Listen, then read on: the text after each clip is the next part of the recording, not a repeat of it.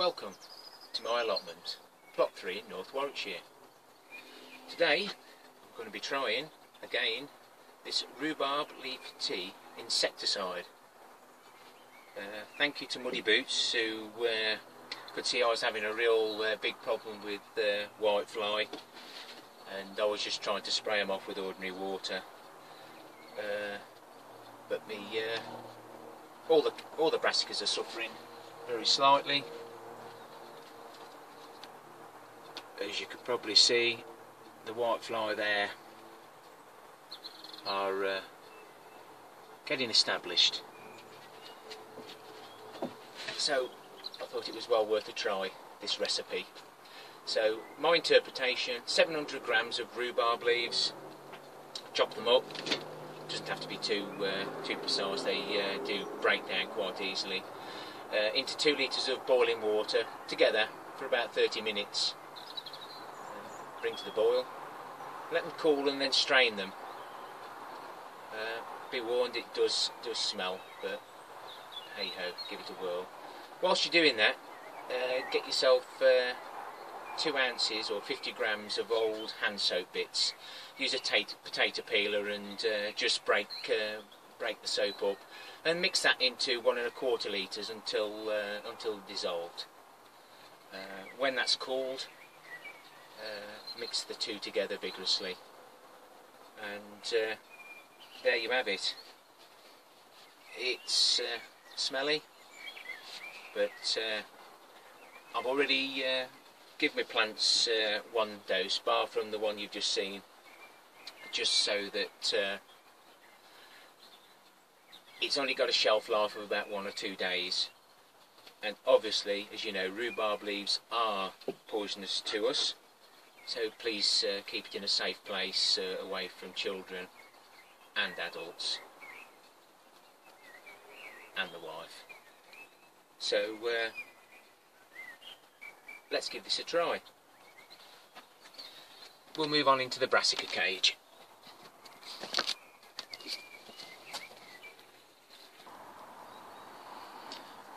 So this is one I did yesterday. Give it a good dousing, and any whitefly that were on there look pretty dead. So it's time to give this one a little spray. This is ideal for under the leaves as well, and we'll be seeing how that gets on. If anybody wants me to show them the actual recipe, so when I actually mix the next lot, just leave it in the comments box and I'll try and oblige. Other than that, the brassicas are doing very well. There's 1 or 2 slugs about, but it looks like there's enough pellets about to keep them under control. It won't be long before I'm actually planting these into the ground. Now they're establishing themselves actually in the pots. We'll move on. That's my celery. I'm just waiting for somebody else to plant theirs out. I'm going to let it get a bit bigger first. My sweet corn, that's doing quite well. Still 1 or 2 cells haven't germinated, but I've actually had a little dig down, and they're on the way, so shouldn't be a problem. My butternut squash, and the ones on the left, I'm not sure what they are. They were just in a bag without a label on. And they're my spare tomatoes. Hopefully I won't need them. I tried saving the life of that marrow plant, but I think it was too far gone. I think if you're going to propagate cuttings, they need to be reasonably well in the first place, so that got chucked away. There's me Atlantic giant pumpkins. I've got 4 now, and me tiny Tim tomatoes. The 100,000s seed I bought, only 1 seed germinated, so that's why I've actually got some little small cherry tomatoes, the tiny Tims. There's me parsnips. I only need a few more now, as I've nearly got enough already out.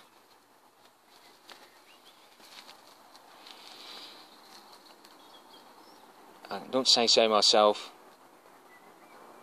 I've had really great germination on the peas. They look really well, very well indeed.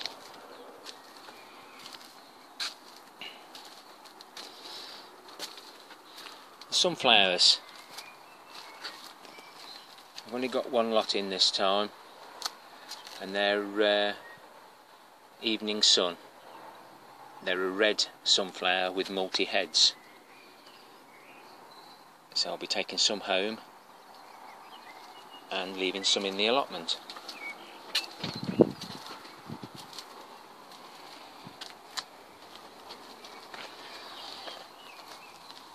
Really successful with the radishes this year. I've took some of them already. I don't think there's any signs of any beans on the broad beans. Potatoes, and I've put some pop bottles in. The juice bottles I've been using sit into each other, so as the leaves get longer and bigger, I'll be able to water without actually damaging the leaves and causing, well, helping blight to take hold. They're me lettuces, the type that you can pick the leaves off and leave the main plant. So basically these are the red and green lettuce. Tomatoes are in their stations now, and you can see the slugs have been busy, so it's a good job I actually put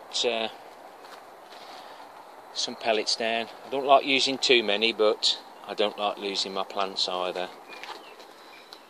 Got some pumpkin marrows,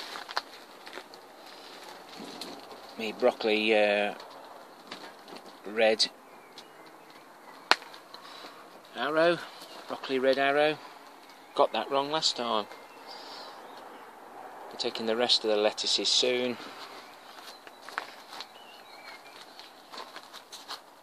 The pods aren't filling out just yet, so they can stay where they are.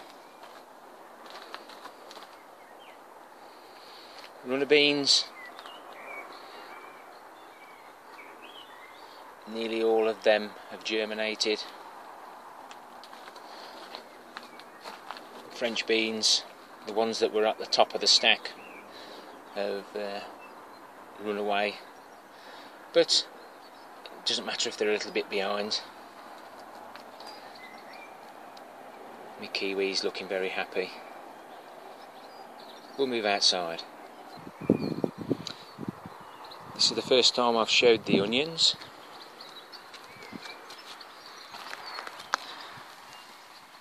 But they're looking very well. It's 2 rows of white.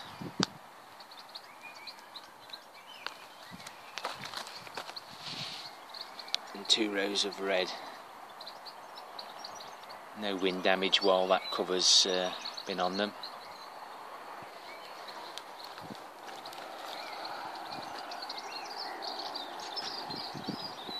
That's as much as the potatoes are going to get for being ridged up. The second earlies showed the heads nicely.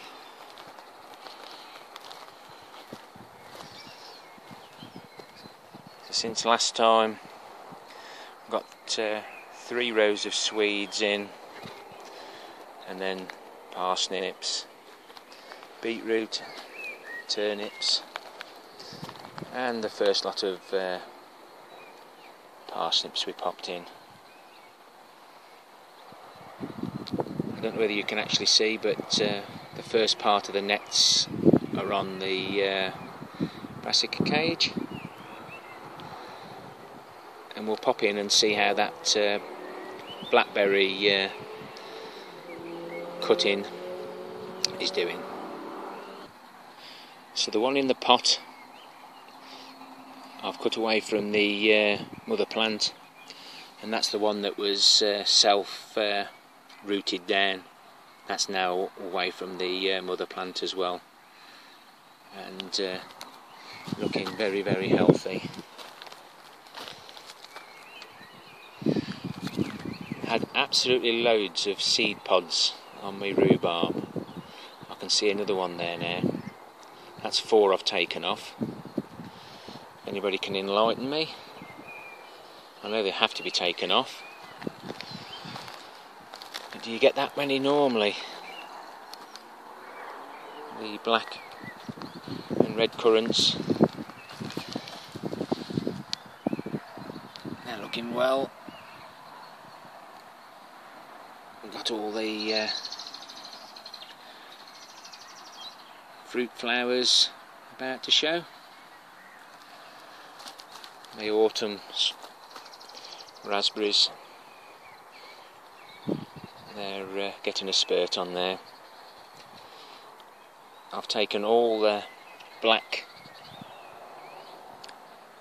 eyes off the strawberries, the ones that have been caught by the frost. That was a good tip from 1 or 2 people I subscribed to. We'll move on. Uncovered me broad beans. Desperate for a weed. That'll be better now I've took the fleece off. And my first lot of peas. They'll do better for a little bit of fresh air. It's my alpine strawberries.